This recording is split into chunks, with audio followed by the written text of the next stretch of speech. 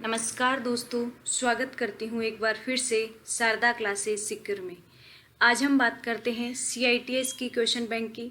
अभी सीआईटीएस का entrance exam होने वाला है 17 तारीख को। जिन स्टूडेंट्स का ये एग्ज़ाम है और इलेक्ट्रॉनिक्स मैकेनिक ट्रेड है, उनके लिए ये वीडियो बहुत इंपॉर्टेंट है। इसी वीडियो से आप देखते हो कि सीआईटीएस अभी एंट्रेंस एग्जाम में 75 क्वेश्चन है वो ट्रेड से रिलेटेड आएंगे और 75 क्वेश्चन ट्रेड से रिलेटेड है। इसके अलावा बाकी क्वेश्चन है 25 क्वेश्चन है वो नॉन टेक्निकल से, जो मैथ और रीजनिंग बहुत आसान आती है, नॉर्मल आती है, कोई भी कर लेगा। मेन जो इम्पोर्टेंट रोल प्ले करेंगे वो करेंगे ये 75 क्वेश्चन है जो ट्रेड से रिलेटेड हैं। अब ट्रेड वाले जो क्वेश्चन है उनमें अगर जो कोई स्टूडेंट इस वीडियो को कंप्लीटली देख के चला जाएगा, ये मैं 2 वीडियो अपलोड करूंगी, ये है अभी लेवल फर्स्ट का और फिर सेकंड वीडियो अपलोड करूंगी मैं लेवल सेकंड का। जो स्टूडेंट ये दोनों वीडियो कंप्लीटली देख के चले जाएंगे उनके लिए ये समझो कि ये पेपर अच्छे नंबरों के साथ क्लियर है। इस बार बहुत सारे स्टूडेंट्स ने फॉर्म भरा है तो इस बार मेरिट हाई रहने वाली है।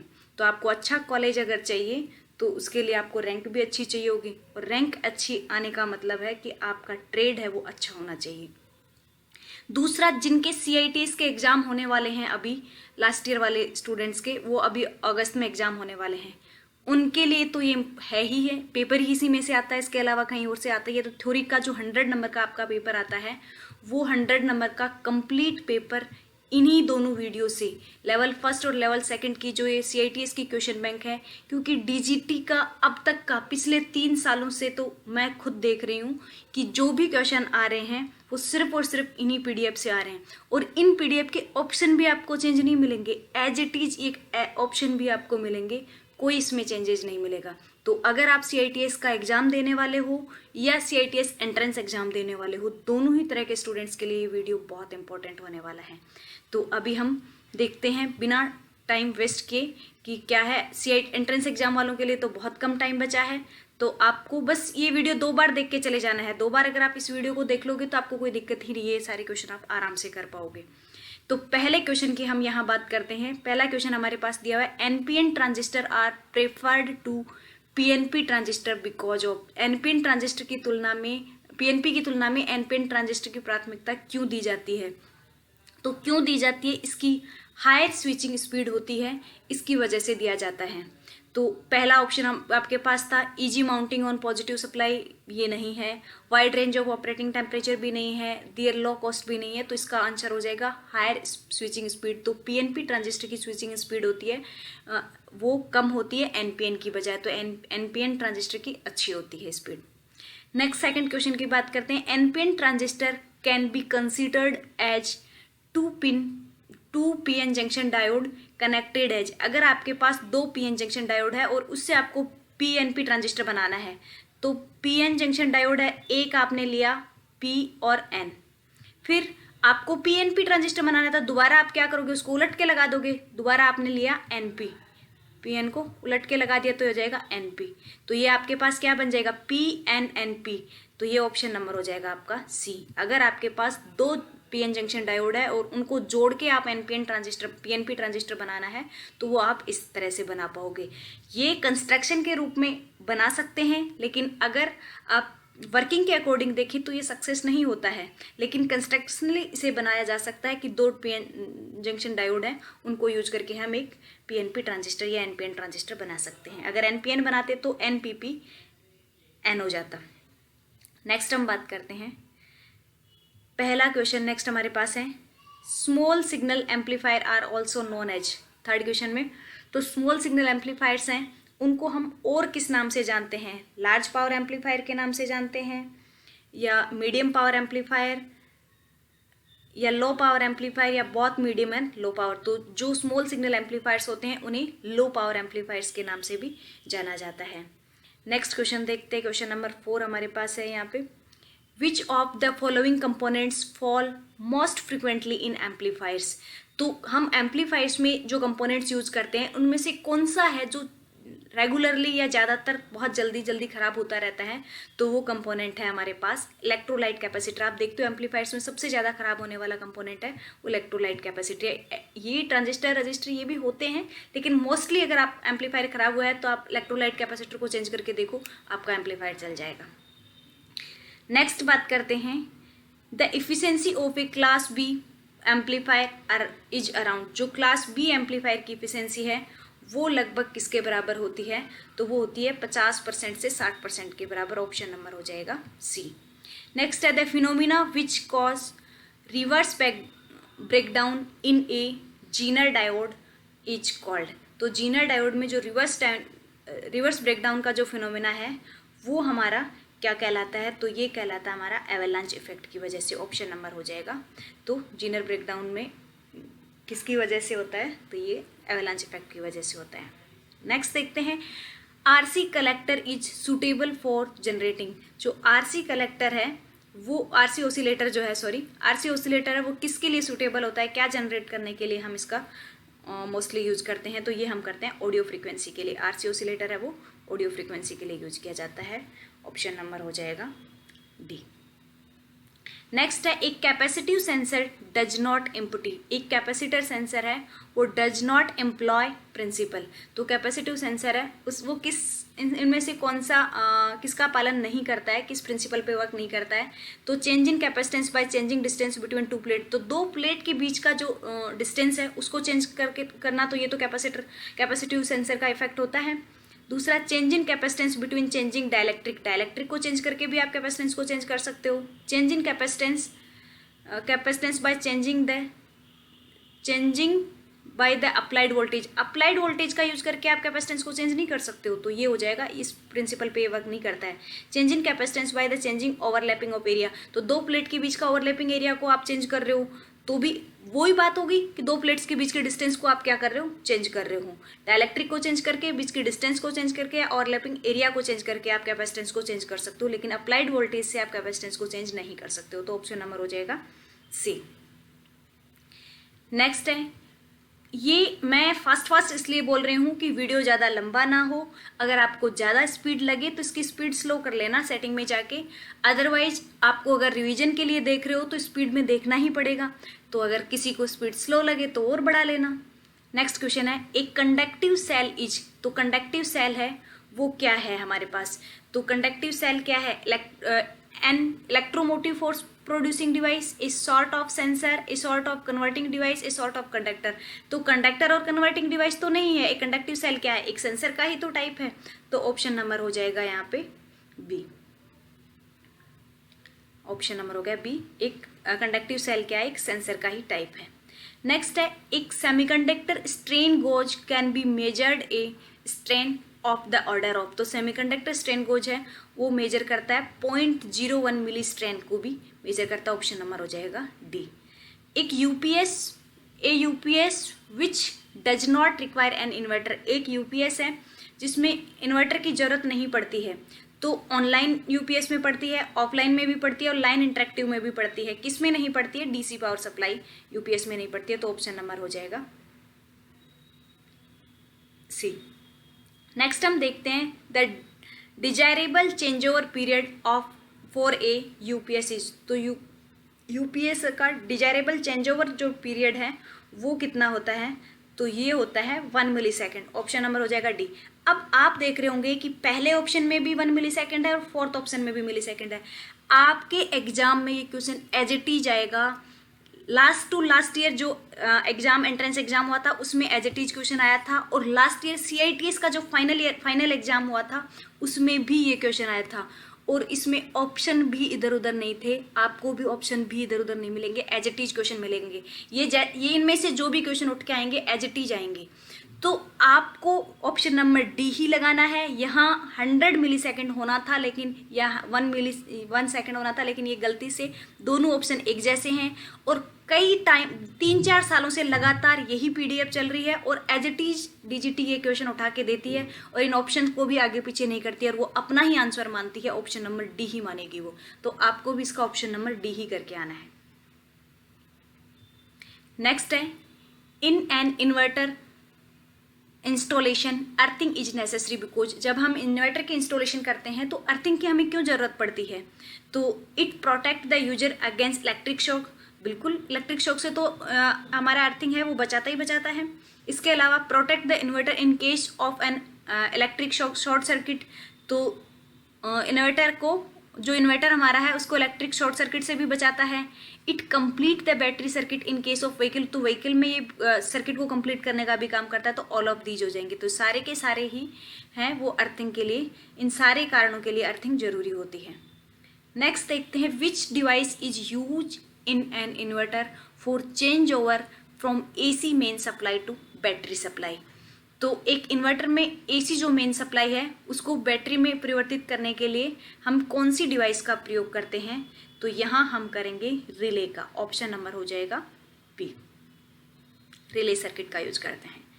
नेक्स्ट क्वेश्चन है the purpose of using a capacitor in output side in a 3-पिन IC voltage regulator circuit is to.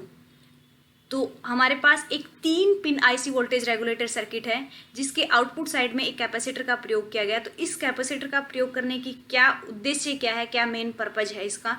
तो ये हमारे पास इसका पर्पज है bypass transaction produce by during on off circuit. जब सर्किट को ऑन ऑफ करोगे उस दौरान जो ट्रांजैक्शन बाईपास करवाना है वो इसकी ट्रांजैक्शन बाईपास है उसकी वजह से होता है। तो नेक्स्ट देखेंगे which one of the following item is better to clean a cable joint before soldering. जब हम सोल्डरिंग करते हैं तो उसका जो केबल के जोड़ होते हैं, केबल जॉइंट होते हैं, उनको क्लीन करने के लिए हम इनमें से कौन से आइटम का यूज करेंगे? तो हम सैंड पेपर का यूज करेंगे, ऑप्शन नंबर हो जाएगा B. The modern technique of soldering of on PCB is. तो सोल्डरिंग की जो मॉडर्न टेक्निक है वो कौन सी है? तो डिप सोल्डरिंग है, ये मॉडर्न टेक्निक है, ऑप्शन नंबर हो जाएगा सी, बाकी तो ये पहले भी यूज होती थी। नेक्स्ट है normally the storage capacity of disk is kept between. तो हमारी जो डिस्क होती है उसकी स्टोरेज कैपेसिटी है वो नॉर्मली कितनी होती है? तो ये होती है 1.96 GB से लेके 500 GB तक। तो एक डिस्क की स्टोरेज कैपेसिटी है वो नॉर्मली 1.96 गीगाबाइट से 500 गीगाबाइट तक, 500 गीगाबाइट तक होती है। नेक्स्ट क्वेश्चन है header and footer command is located at. Header और फुटर कमांड है वो कहाँ लोकेटेड होती है? तो फाइल मेन्यू में होती है, इंसर्ट मेन्यू में होती है, व्यू मेन्यू में होती है या टेबल मेन्यू में होती है? तो ये होती है इंसर्ट मेन्यू में, ऑप्शन नंबर हो जाएगा। इंसर्ट मेन्यू में जाके ही हम हेडर और फुटर को इंसर्ट कर पाते हैं। नेक्स्ट देखते हैं full form of URL। URL की फुल फॉर्म कहते हैं। सबसे पहले तो हम तक URL होता क्या है? आप देखते हो इंटरनेट पे कुछ भी सर्च कर रहे हो या कोई आपकी वेबसाइट है उसका एड्रेस है, तो उसका वेबसाइट का जो एड्रेस है वो क्या है? एक लोकेशन ही तो है, एक क्या है, एक एड्रेस ही तो है, तो वो URL कहलाता है। आप इंटरनेट पे कुछ भी सर्च कर रहे हो तो आप देखते हो ऊपर ऊपर एक बार दिखाई देती है जिसमें एक HTTP कुछ करके इस तरह से एक लिंक सा जनरेट होता है, वो लिंक हमारा क्या कहलाता है? एक URL कहलाता है।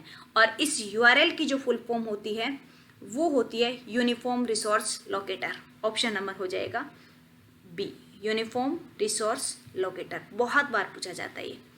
Which type of power supply unit will be preferred to operate a micro processor control appliances. Micro processor से नियंत्रित होने वाले उपकरणों को संचालित करने हेतु किस प्रकार की विद्युत आपूर्ति का प्रयोग किया जाता है?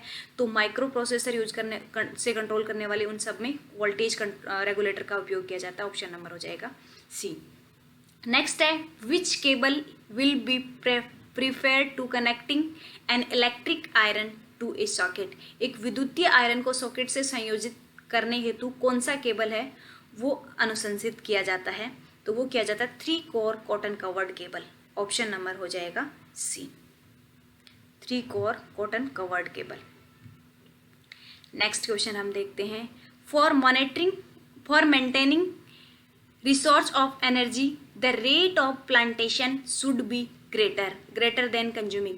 तो जहां आपको प्लांटेशन दिख गया तो वहां रिसोर्स क्या आ जाएगा? बायोमास, ऑप्शन नंबर हो जाएगा सी, बायोमास का यूज किया जाएगा प्लांटेशन के लिए।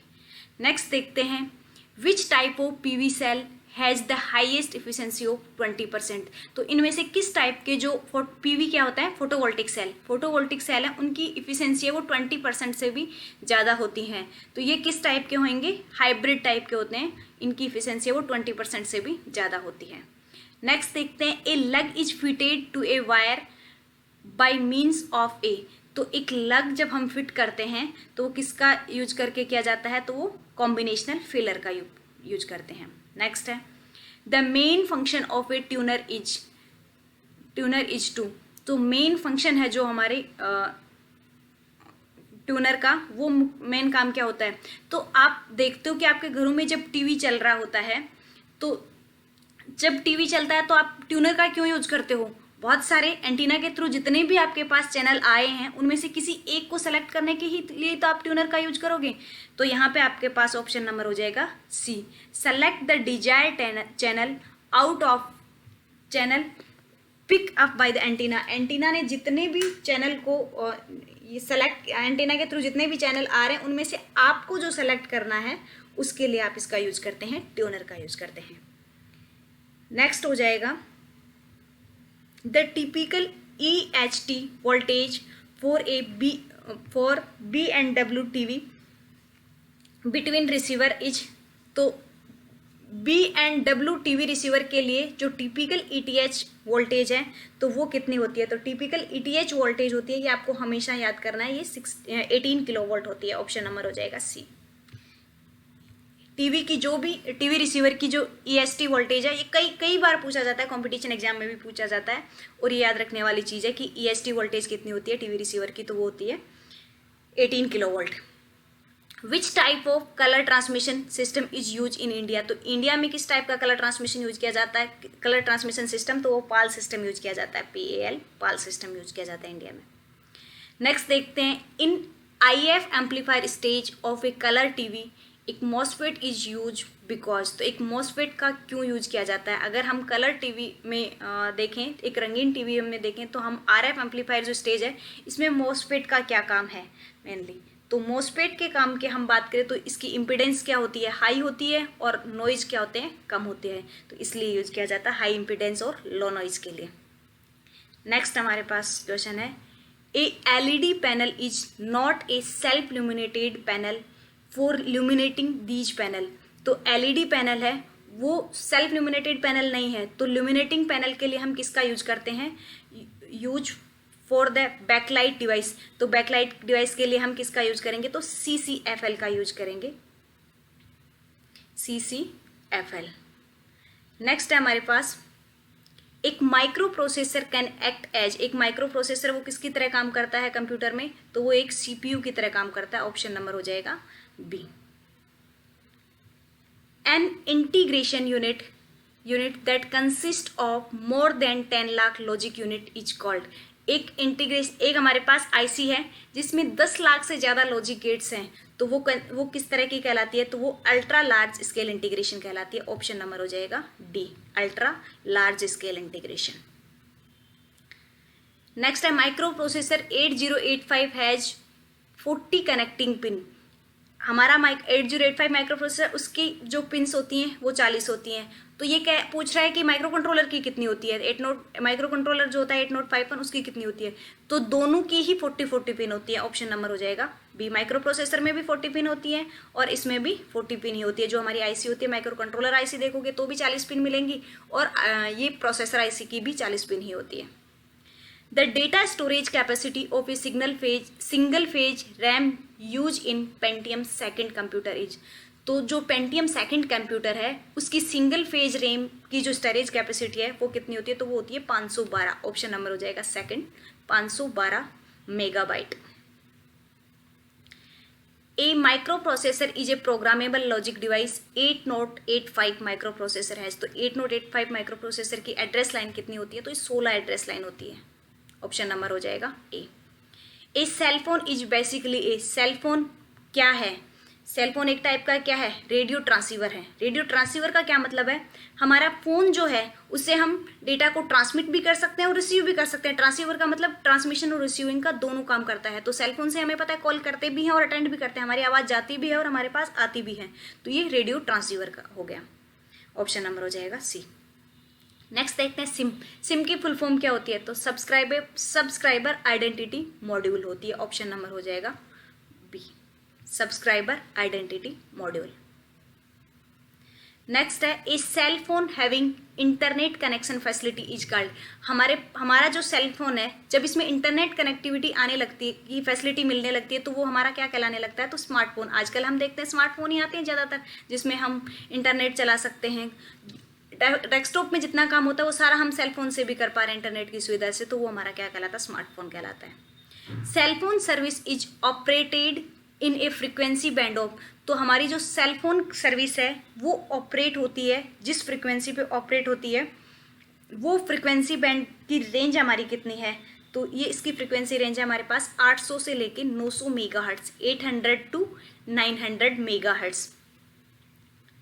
नेक्स्ट है LED emit on account of. LED का जो उत्सर्जन होता है वो किसकी वजह से होता है? तो इलेक्ट्रोन्यूमिनेंस इफेक्ट पे काम करती है एलईडी। ऑप्शन नंबर हो जाएगा बी, इलेक्ट्रोन्यूमिनेंस इफेक्ट। नेक्स्ट है the working life of LED panel is. LED panel की वर्किंग लाइफ कितनी होती है? तो ये 5 ईयर और उससे ज़्यादा भी हो सकती है, तो 5 ईयर और मोर।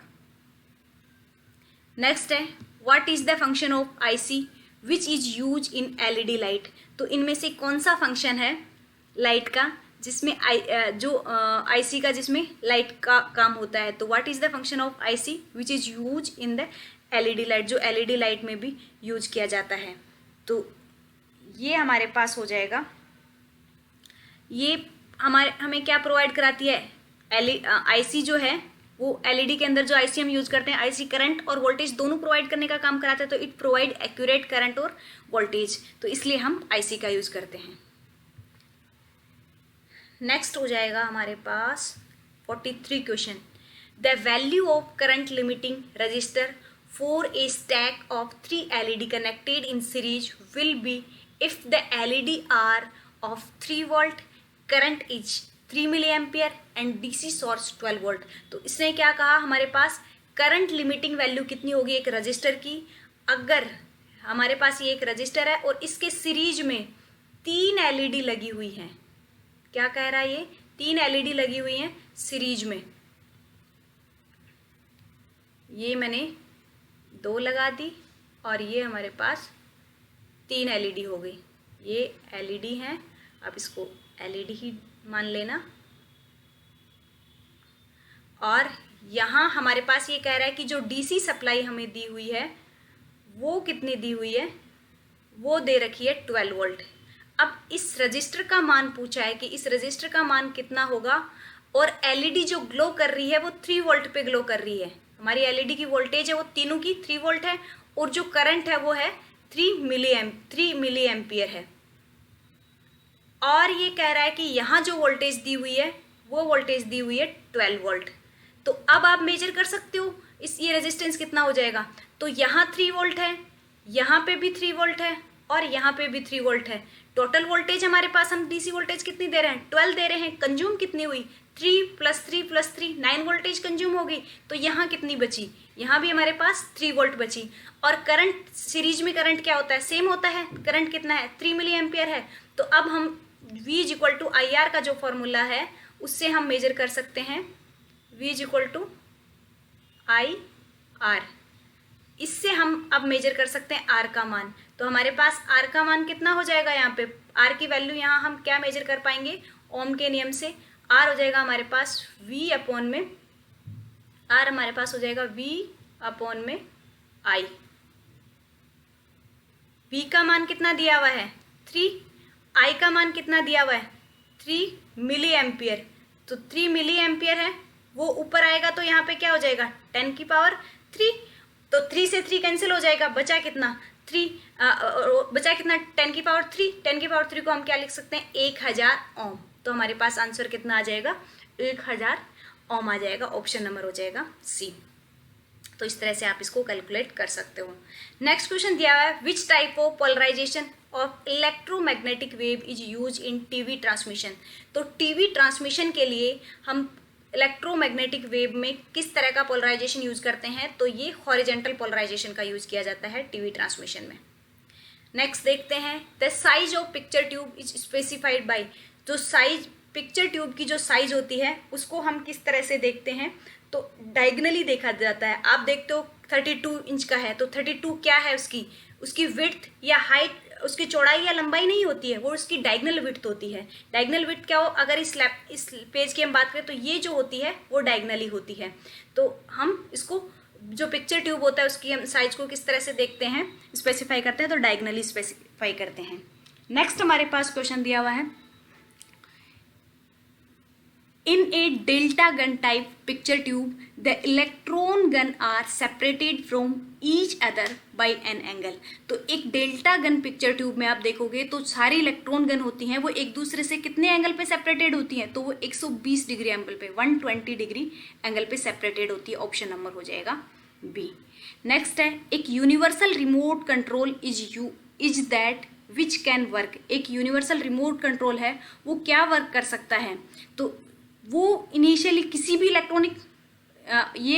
इलेक्ट्रॉनिक इक्विपमेंट में यूज हो सकता है इनिशियली सेटिंग करके। तो for any electronic equipment bye it's initial setting, तो इसकी इनिशियल सेटिंग करके हम किसी भी इलेक्ट्रॉनिक इक्विपमेंट में हम एक यूनिवर्सल रिमोट का यूज कर सकते हैं। ये यूनिवर्सल रिमोट यूज होता है। The logic gate which has a high output when it input is different is. तो एक लॉजिक गेट है हमारे पास जिसका हाई आउटपुट मिलेगा और जब उसकी दोनों की दोनों इनपुट हमारे पास क्या है, डिफरेंट है। कहने का मतलब हमारे पास क्या है, दोनों इनपुट हमारे पास क्या है, या तो 0 1 है या फिर हमारे पास 1 0 है, और दोनों ही कंडीशन में हमारे पास आउटपुट क्या मिल रहा है, 1 मिल रहा है, हाई मिल रहा है। तो ये कंडीशन किसकी आती है, ये कंडीशन आती है XOR गेट की। ऑप्शन नंबर हो जाएगा सी, एक्सनॉर गेट में ये क्या आ जाता, दोनों ही 0 0 आ जाते, उसमें दोनों जब सेम होती तब हमारे पास आउटपुट हाई मिलता। नेक्स्ट देखते हैं, the biggest advantage of ECL। तो ECL की बिगेस्ट एडवांटेज है वो हमारे पास यहाँ पे क्या हो जाएगी, तो ECL की बिगेस्ट एडवांटेज हमारे पास हो जाएगी हाई स्पीड। ECL की स्पीड होती है वो बहुत हाई होती है, अच्छी होती है, तब इसको ज़्यादातर यूज किया जाता है। नेक्स्ट देखते हैं, VLSI IC many contain. VLSI IC है, हमने देखा था ULSI है वो किसी वो 10,000 से भी ज़्यादा हमारे जो लॉजिक गेट्स है वो उसमें यूज हो रहे थे। लेकिन VLSI की अगर हम बात करें तो VLSI के अंदर हमारे कितने लॉजिक गेट्स यूज हो जाएंगे, तो इसमें मोर देन 1000 गेट, 1000 से ज़्यादा गेट इसमें यूज होंगे। नेक्स्ट देखते हैं, IC 7442 is 16 pin DIP decoder IC। 7442 IC है, ये 16 पिन DIP डिकोडर IC है। यहाँ पे DIP की फुल फॉर्म क्या हो जाएगी, तो DIP की फुल फॉर्म हो जाएगी dual in line package. Option number हो जाएगा B, dual in line package. यहाँ फ्लिप फ्लॉप से क्वेश्चन है, हमारे पास RS फ्लिप फ्लॉप है, और RS फ्लिप फ्लॉप में R और S दोनों का मान जब हमने 0 रखा है तो हमारा ऑपरेशन क्या कहलाएगा, तो नो चेंज की कंडीशन आ जाएगी। हमारे पास 4 कंडीशन होती है, जब 0 0 है तो नो चेंज कंडीशन होती है, 0 1 होता है सेट होता है, 1 0 होता है तो रीसेट होता है, और 1 1 होता है तो इनवैलिड की कंडीशन आती है। तो इसने पूछा है कि R और S दोनों ही 0 0 हैं, तो दोनों ही 0 0 हैं तो हमारे पास नो चेंज की कंडीशन आएगी। अगर ये पूछता है कि दोनों 1 1 है तो हमारे पास इनवैलिड की कंडीशन आ जाती। नेक्स्ट है, इन digital clock constant frequency pulse is generated by. Digital clock में कांस्टेंट फ्रीक्वेंसी पल्स है वो किसके द्वारा जनरेट की जाती है, तो ये की जाती है एस्टेबल मल्टीवाइब्रेटर के द्वारा। ऑप्शन नंबर हो जाएगा C, B, astable multivibrator. Next है, which of the following is not an application of an opamp. इनमें से ऑपएम की एप्लीकेशन कौन सी नहीं है, नहीं पूछा है, इसका ध्यान रखना है कि नहीं पूछा है। आप समिंग एम्पलीफायर देखोगे और टिक करके चले जाओगे, आगे ऑप्शन भी नहीं पढ़ोगे, क्योंकि आपको लगेगा कि एप्लीकेशन पूछ रहा है, लेकिन ये नहीं पूछ रहा है। तो समिंग एम्पलीफायर इसकी एप्लीकेशन है, इंटीग्रेटर भी है, डिफरेंशिएटर भी है, लेकिन आउटपुट एम्पलीफायर इसकी एप्लीकेशन नहीं है। ऑप्शन नंबर हो जाएगा D. What is the order of open loop gain of an opamp. एक ऑपएम का ओपन लूप गेन का ऑर्डर क्या होता है, वैसे तो अगर देखा जाए तो इसका 100 मिलियन होता है, और 100 मिलियन अगर हम देखा जाए तो 100 मिलियन को हम लिखते हैं 100 × 10⁶। तो या 1 के साथ आप 10 की पावर डायरेक्ट आप इसको 8 कर दोगे तो वो हो जाएगा, लेकिन यहाँ पे ऐसा कोई ऑप्शन ही नहीं दिया हुआ है, और आप देख रहे हो सी और डी दोनों ऑप्शन एक जैसे हैं। तो आप अगर CITS का एग्ज़ाम दे रहे हो तो उस एग्जाम में इसका ऑप्शन बिना चेंज मिलेगा, एज इट इज ऑप्शन मिलेगा और इसका आंसर आपको सी करना है। सी और डी दोनों में सेम आंसर है, लेकिन आपको फिर भी क्या करना है, सी करना है। क्यों? क्योंकि डीजीटी ने इसको सी माना है और आपको डीजीटी का एग्जाम दे रहे हो तो आपको आंसर सी ही करना पड़ेगा। लेकिन इसका अगर आपसे नॉर्मली कहीं और पूछा जाए तो ओपन लोन गेन जो होता है एक ऑप एम्प का, वो 10 की पावर 8 होता है, 100 मिलियन होता है। नेक्स्ट हम देखते हैं the numerical use in an electric oven as heating element. एक इलेक्ट्रिक ओवन में जो मटेरियल यूज किया जाता है हीटिंग एलिमेंट के लिए, वो कौन सा मटेरियल होता है, तो वो नाइक्रोम यूज करते हैं हम हीटिंग एलिमेंट के तौर पे। नेक्स्ट हो जाएगा the type of motor use in food mixer. तो फूड मिक्सर में जो हम मोटर यूज करते हैं वो कौन सी मोटर होती है, तो वो होती है यूनिवर्सल मोटर। ऑप्शन नंबर हो जाएगा B, universal motor. Next question 58 है there is a fault in a geyser that is it does not provide hot water when it is switch on. What may be the case for this fault. आपको क्या करना है, एक geyser में fault आ रहा है और आप चेक करते हो कि आप जब उसको ऑन कर देते हो स्विच, उसके बावजूद भी पानी गर्म नहीं हो रहा है, तो इसमें क्या कंडीशन, क्या फॉल्ट हो सकता है, उसमें क्या प्रॉब्लम हो सकती है, तो ये आपको चेक करना है। तो आपको अगर कभी भी आपके घर पे भी इस तरह की प्रॉब्लम आ रही है तब भी आपको ध्यान देना है और इस एग्जाम में तो देना ही देना है। तो उस कंडीशन में आपका थर्मोस्टेट कॉन्टैक्ट्स है वो ओपन है, तो वो ओपन कंडीशन में होता है, तब आपका गीजर है ये पानी गर्म नहीं करता है स्विच ऑन करने पर भी। नेक्स्ट है what does the arrow sign of transistor show. तो ट्रांजिस्टर है उसका एरो साइन है वो किसको बताता है। आप ट्रांजिस्टर के सिंबल की बात करते हो तो ट्रांजिस्टर का सिंबल है वो कुछ इस प्रकार होता है। यहाँ पे आप देखोगे एक बेस होता है, एक एमीटर होता है, एक कलेक्टर होता है।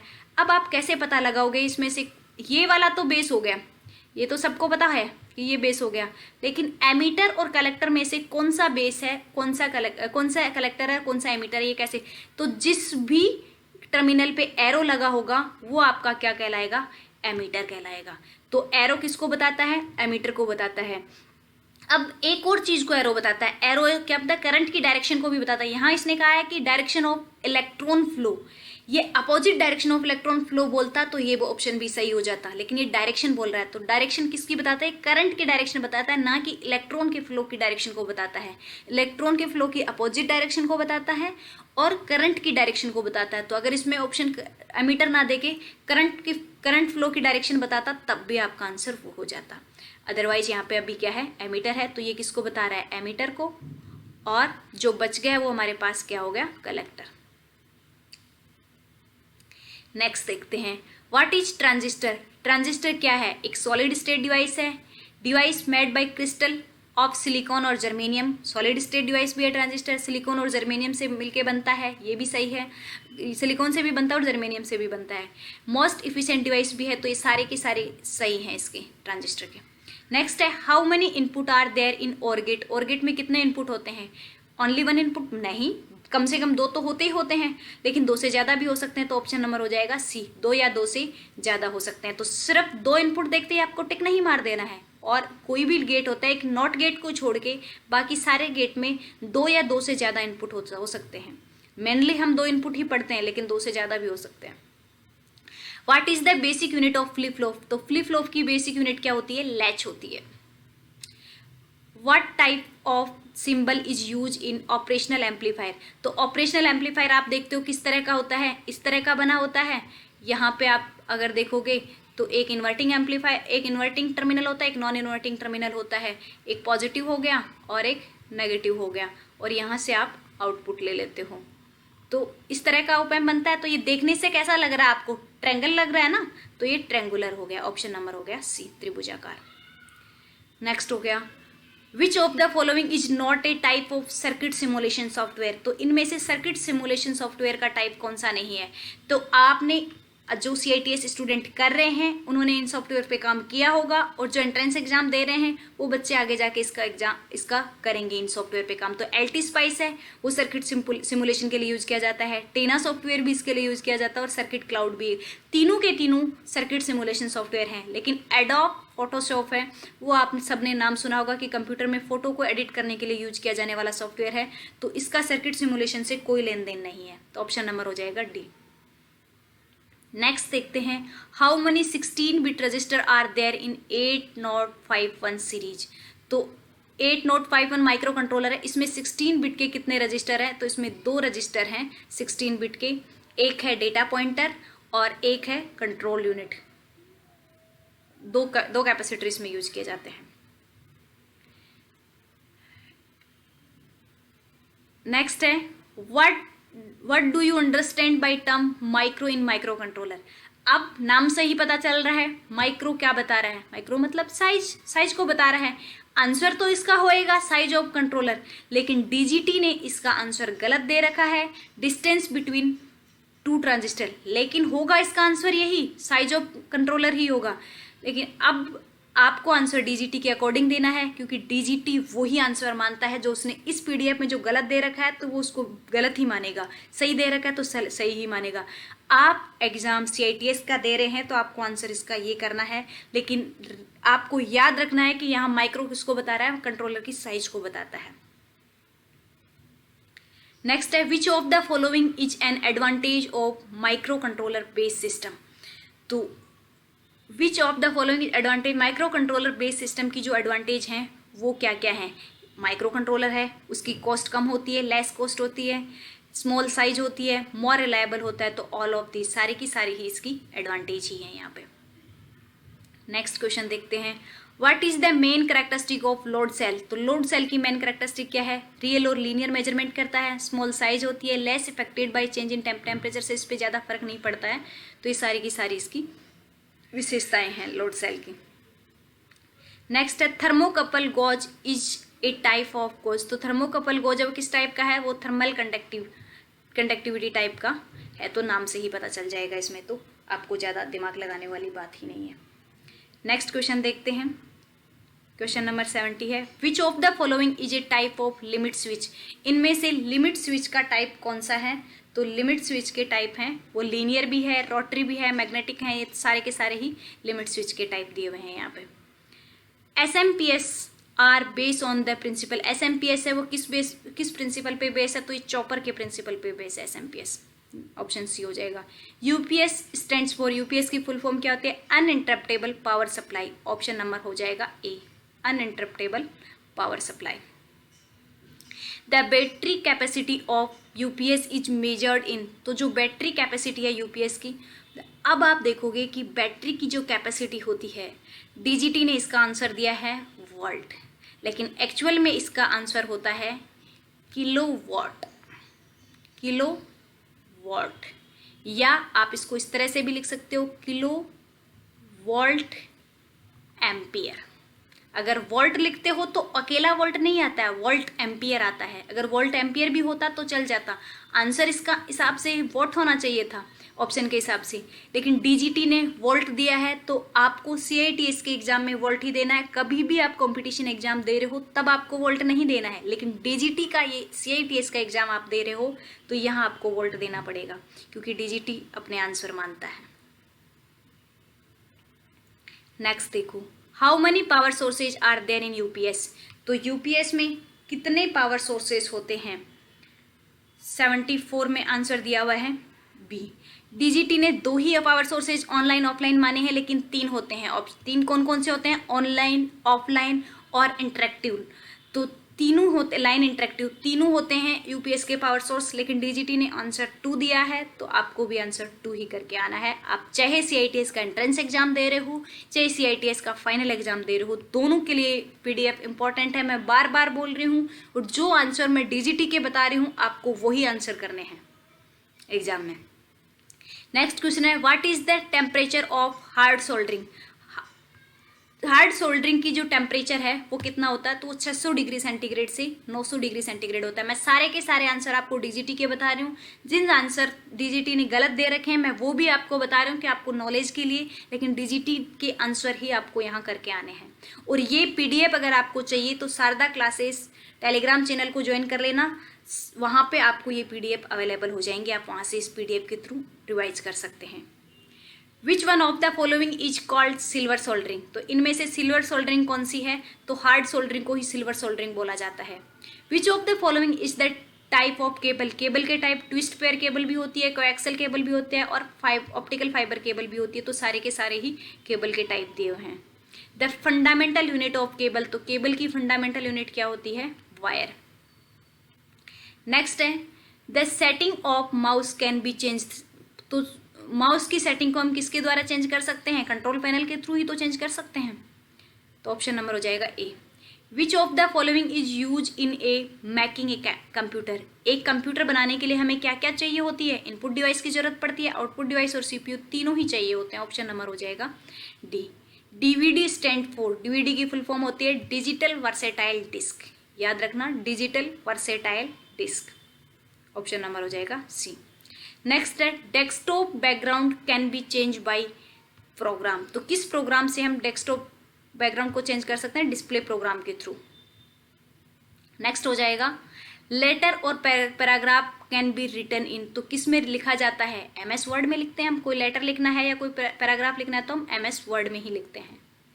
नेक्स्ट है इन 7 segment display digit display on the 7 LED luminance, अगर 7 सेगमेंट डिस्प्ले में आप देखोगे तो इस तरह से एलईडीज लगी हुई होती हैं, 7 एलईडी होती है इस तरह से।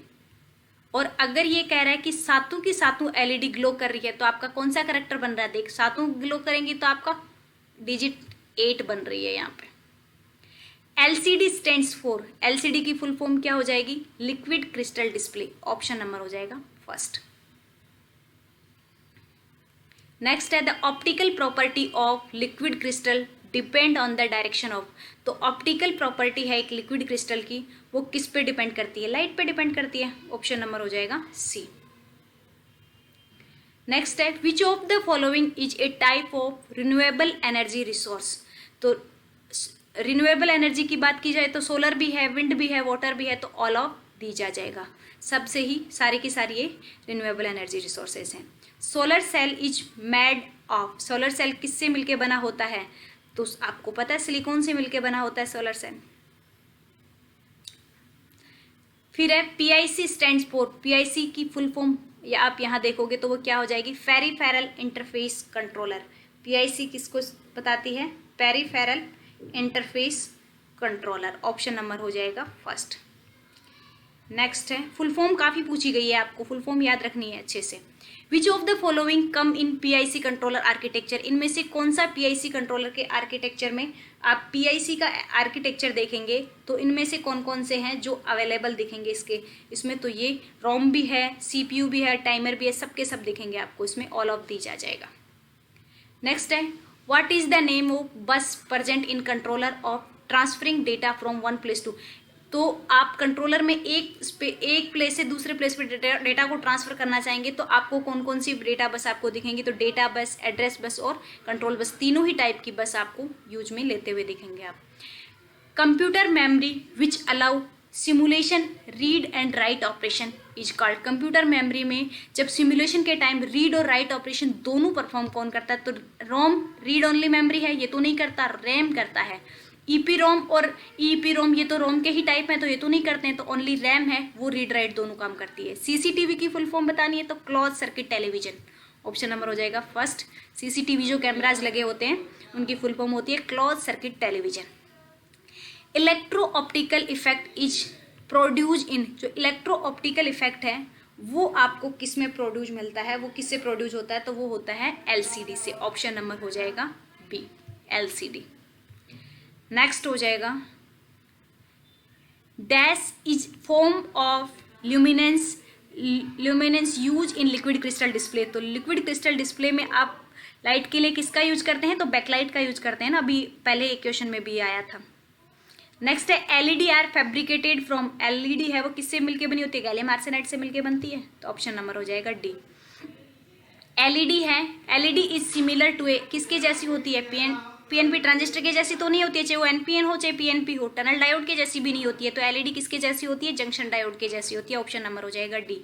The flow of current through a LED is controlled by which of the following, तो थ्रू ऑफ, इसमें से अगर आप देखोगे तो आप एलईडी को जब करंट को कंट्रोल करना चाहते हो, करंट को लिमिट करना चाहते हो एलईडी से पहले, तो आप किसका, नॉर्मली तो आप रजिस्टर का यूज करते हो, लेकिन आप आजकल देखते हो कहीं कहीं पे आपको आईसीज भी लगी मिलती है, ट्रांजिस्टर भी लगे मिलते हैं, तो इन सबसे कर सकते हो, ऑप्शन नंबर हो जाएगा डी।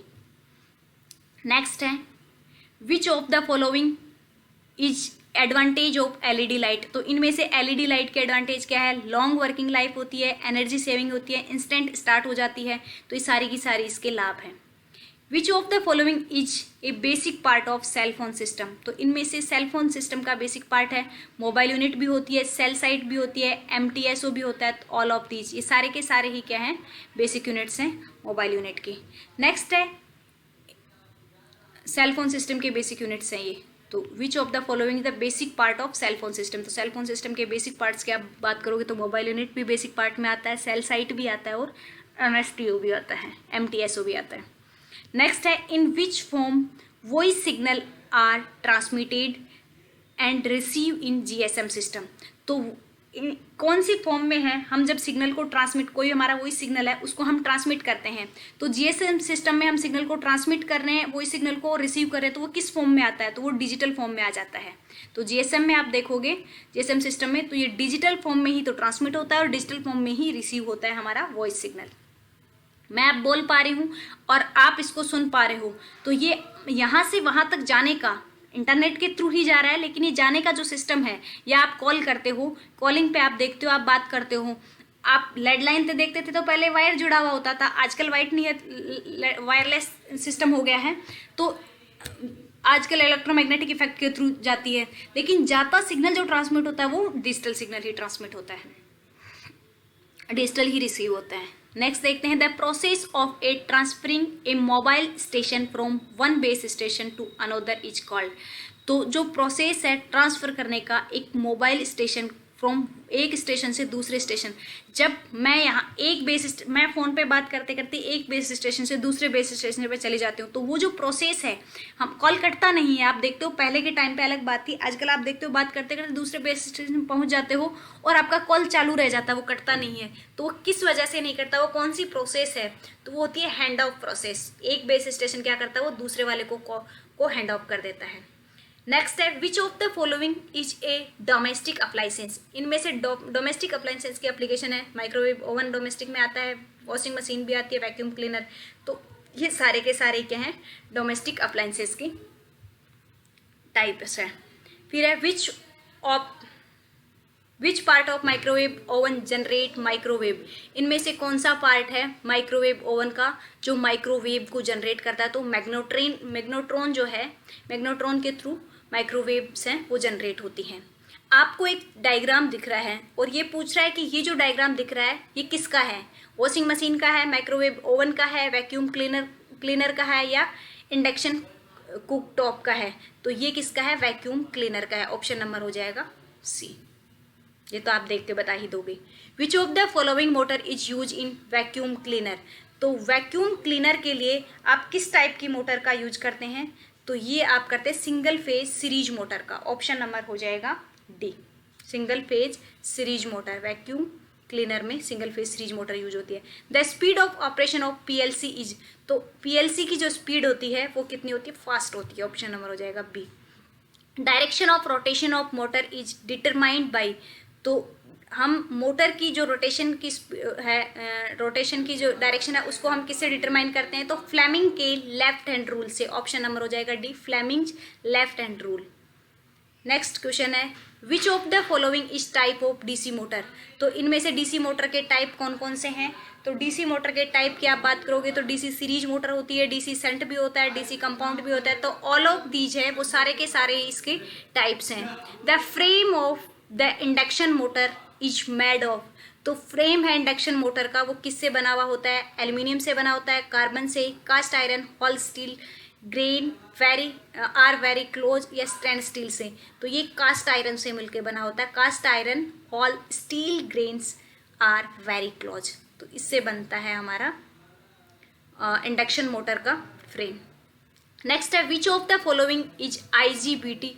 आईजीबीटी 3 टर्मिनल, आईजीबीटी के 3 टर्मिनल कौन से होते हैं? तो इससे नाम से पता चल रहा है इंसुलेटेड गेट बाइपोलर ट्रांजिस्टर है। तो इंसुलेटेड गेट मतलब गेट तो इसमें होगा ही होगा, तो ये दोनों में से कोई एक होगा। अब ट्रांजिस्टर है, बाइपोलर ट्रांजिस्टर है, तो बाइपोलर ट्रांजिस्टर में एमीटर, कलेक्टर और बेस होते हैं। यहाँ बेस की जगह क्या होता है? गेट होता है। तो गेट, एमीटर और कलेक्टर ये इसके टर्मिनल होते हैं।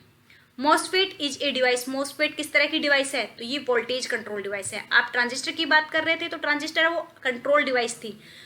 और ये है जो मॉसफेट या एफईटी की बात करते हो, तो ये वोल्टेज रेगुलेटर डिवाइसेज होती है, वो कंट्रोल रेगुलेटर डिवाइस होती है।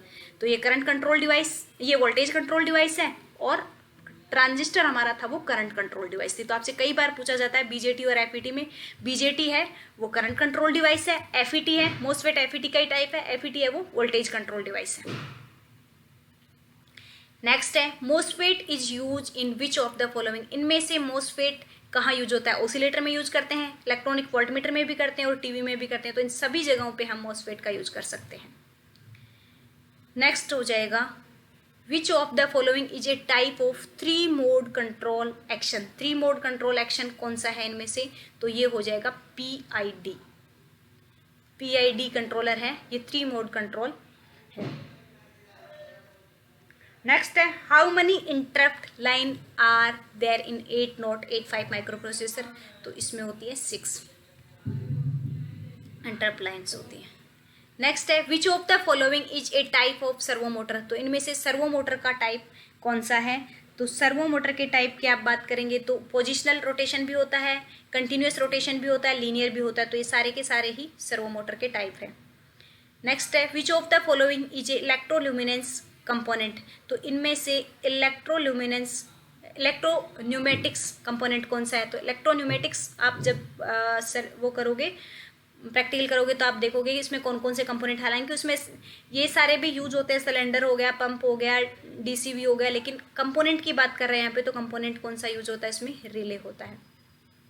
Next sensor are elements of electropneumatic circuit. Electropneumatic circuit में सेंसर यूज करते हैं, किसकी तरह यूज किए जाते हैं? एज ए इनपुट यूज किए जाते हैं। आप इलेक्ट्रोन्यूमेटिक सर्किट पढ़ोगे तो आप देखोगे सेंसर्स वहाँ यूज होते हैं, लेकिन एज ए इनपुट यूज होते हैं। नेक्स्ट है which device is shown in the picture. तो पिक्चर में आपको एक डिवाइस दिखा रखी है, ये कौन सी है? देख के आपको पता ही लग रहा है कि इमर्शन रॉड है, ये आपके पास इमर्शन हीटर है। ऑप्शन नंबर हो जाएगा डी। तो ये हमारे पास पीडीएफ थी। इस पीडीएफ में मैंने ओनली लेवल 1 कराया है, लेवल 2 आपके 2nd वीडियो में अपलोड कर दिया जाएगा। जो स्टूडेंट इन दोनों वीडियो को अच्छे से देख के चले जाएंगे उन्हें इस पेपर में पास होने से कोई नहीं रोक सकता। चाहे आप CITS का एग्ज़ाम दे रहे हैं, फाइनल एग्ज़ाम दे रहे हैं, चाहे आप CITS का एंट्रेंस एग्ज़ाम दे रहे हैं, दोनों के दोनों एग्ज़ाम में इस पीडीएफ से क्वेश्चन पढ़ते हैं। पिछले 3 सालों से तो 100% क्वेश्चन इसी से आ रहे हैं, इसी पीडीएफ से। इस बार हो सकता है कोरोना का माहौल ना हो तो कुछ बाहर से भी आ जाए, तो इसके लिए भी मैंने जो CITS फाइनल ईयर के स्टूडेंट्स हैं उनके लिए मैंने कुछ वीडियोज ऑलरेडी इस चैनल पे अपलोड कर रखे हैं, तो आप वो वीडियो भी देख सकते हो। इसके अलावा बाकी जो भी डेटा रहता है, मैं इसका जो टेलीग्राम चैनल है शारदा क्लासेस नाम से, उसको आप ज्वाइन कर लो, वहाँ मैं डेटा अपलोड करती रहती हूँ। आपके पास 2 ही दिन है CITS एंट्रेंस एग्जाम वालों के पास, तो उनके लिए तो ये 2 ही वीडियो काफ़ी है। इसके आगे पीछे मैं कुछ भी पढ़ने को नहीं कहूँगी, टेक्निकल के लिए 2 वीडियो काफ़ी हैं। लेकिन जो CITS फाइनल एग्जाम वाले बच्चे हैं वो ये दोनों तो पढ़े ही पढ़े, इसके अलावा कुछ और भी वीडियोज है जो मैं इस पर अपलोड कर दूंगी, और इसकी PDF और जो डेटा है, जो भी डेटा आपको चाहिए आप मैसेज कर देना किसी भी सब्जेक्ट से रिलेटेड, तो मैं आपको वो डेटा प्रोवाइड करवा दूंगी शारदा क्लासेस चैनल के थ्रू। तो thank you so much friends, all the best for entrance exam वाले स्टूडेंट्स के लिए। Thank you friends.